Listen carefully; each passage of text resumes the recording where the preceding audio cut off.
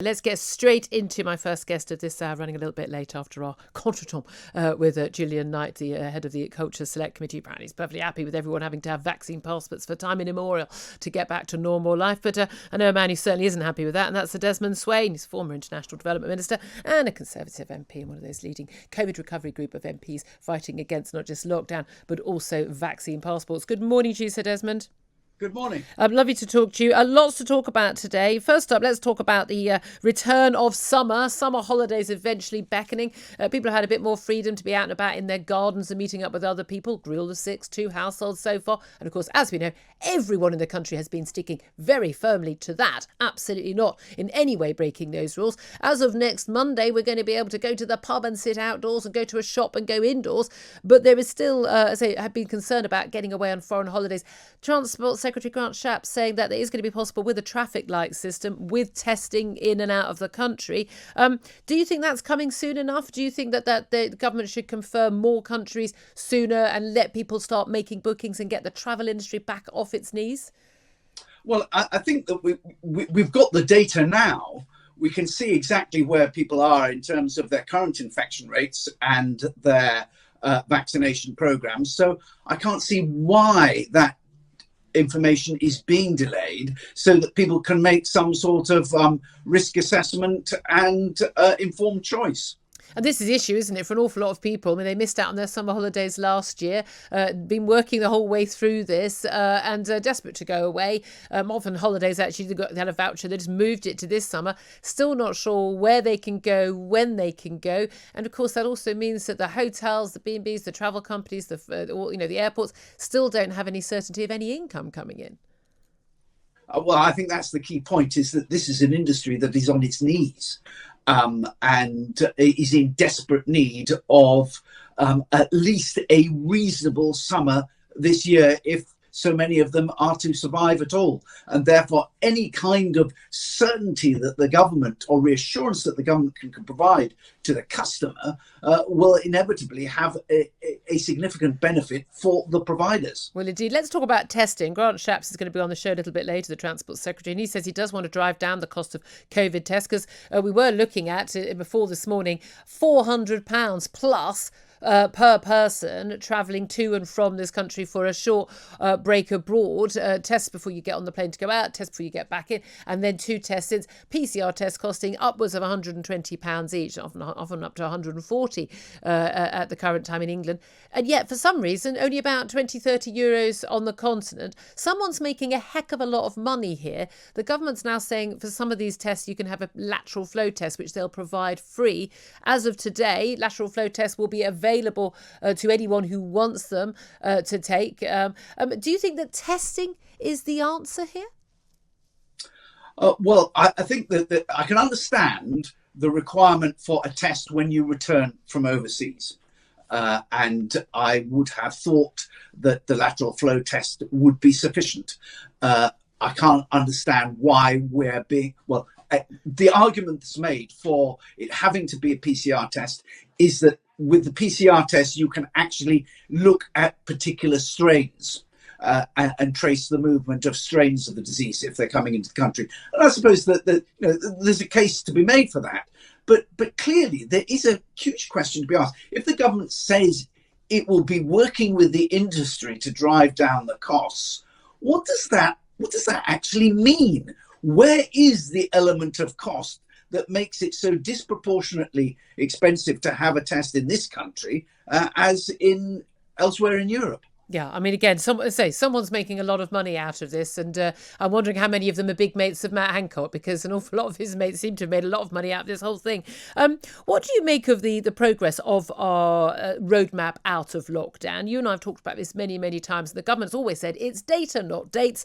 The data is really brilliant. Deaths plummeting, hospital admissions plummeting, COVID infection rates plummeting, despite all of those sage models telling us, it'll all go terribly wrong, and it'd definitely all be going going up if the schools went back. The schools went back 4 weeks later. We are still seeing those numbers all going down in the right direction. In Wales, they're saying that, well, the data is looking so good, they're going to bring forward some of their roadmap for exiting. So, for instance, gyms and leisure centres opening a week early on the 3rd of May, 2 households meeting indoors on the 3rd of May, bigger weddings, 30 people and like. They're saying the data allows them to move forward. We're told data, not dates in England, but the dates never move forward. Why is that? Well, that was made clear from the announcement of the roadmap that it was only going to be a movable feast in one direction, in that bad data might move the dates back, but certainly good data was not going to move it forward. And that was the protest that we made at the time, and some of the very pessimistic assumptions that had been built into the modelling that were not justified. Now we're having the example of, oh, well, look what happened in Peru. Yeah. They opened up too early. But it's always very difficult with these international comparisons to know that you're actually comparing like with like. And we need to ask questions, well, actually, specifically, what might it have been about Peru? Equally, look at Texas, which opened up extraordinarily quickly and has abandoned many of the restraints that we've imposed with no discernible adverse effect whatsoever. So I think you've been very careful about the international comparisons and terrifying scares that are held up to us. Well, indeed, again, everyone's focusing very much on Brazil, run, of course, by Bolsonaro, sort of the Trump-esque Bolsonaro, where they didn't have any COVID restrictions, and saying, oh, look, more than 4,000 deaths a day in Brazil. But of course, the highest death rate per capita so far in the world is Peru, which, by the way, small point worth pointing out, had the earliest, strictest and longest lockdown last year. But no one seems to want to pay any attention to that. So it's always, lifting lockdown was the problem, as opposed to maybe it was the lockdown was the problem. And as you say, international comparisons are very difficult, especially when you're looking at case numbers, because a lot of it depends on how many people you test. And if you test hundreds of thousands or millions of people a day, you're likely to find more cases than if you don't test that many people. We are, though, perhaps in a situation where at the end of it all, we're only going to be able to judge each country based on excess deaths. Have they or have they not had more deaths than they would normally have on any given month or over the last year?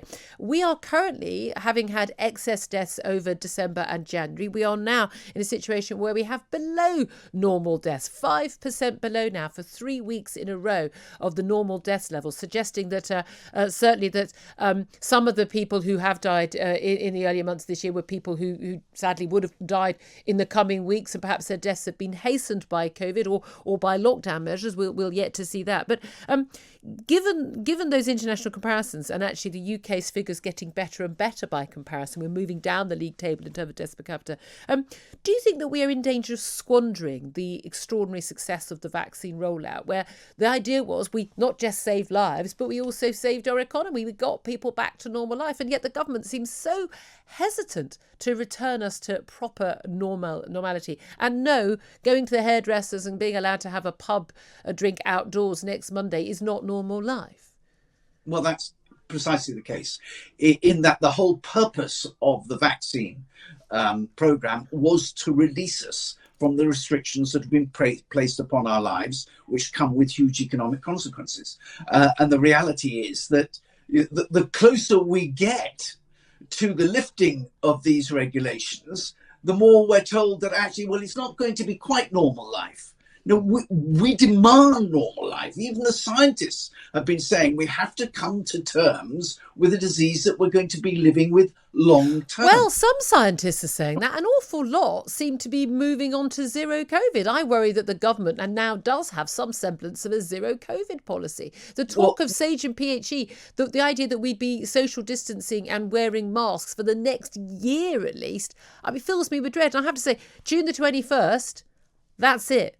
I'm done with the masks. I'm done. I think we need to be taking the advice of Lord Sumption at this point, who says there comes a point when it's immoral. Well, the moral thing to do is not to obey immoral laws. And I'm really getting to the point where I've been a law-abiding citizen throughout this. Never endorsed anyone breaking the law. I don't like the laws. I want the laws changed. But I think I and a lot of other people are getting to the point where we're exasperated that these are stupid laws that are in place for stupid reasons. And at some point we're going to have to say enough is enough. Well, I took that view at the very outset, that actually our response was completely disproportionate. But the reality is that, if zero COVID means zero social contact, it means zero economy, it means penury. You simply cannot deliver zero COVID. This is a disease that spreads through social contact. The only long-term solution to it is vaccination. We're doing extraordinarily well with the vaccination program. Why are we pretending that it's different?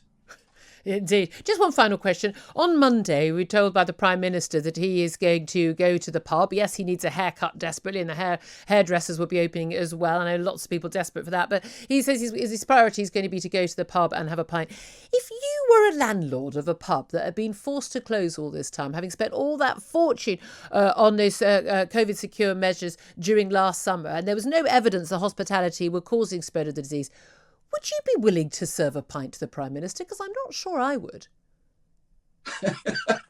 Well, I would, on the grounds that at least it's ending in that respect. What I would want to take the opportunity to do whilst I served him the pint was to make absolutely clear that this had to be really irreversible, as he said, and that there was going to be no requirement on him to check people's vaccination bona fides when they came for their pint or shop or anywhere else in the land. Let us get back to living as normal British people without being asked to provide our papers wherever we go. Hear to that. Sir Desmond Swayne, always good to talk to you, sir. Thank you very much indeed. 8:21 is the time. Dave Chawner, quick word from you on that.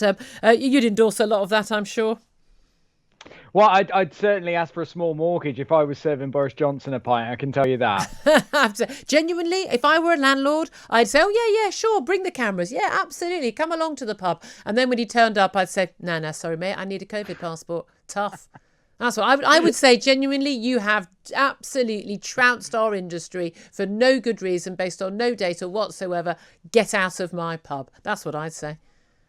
Oh, come on, you've got to do it with more Peggy Mitchell. Get me out of my pub. That's what would make it. Get out! That's close enough, isn't it?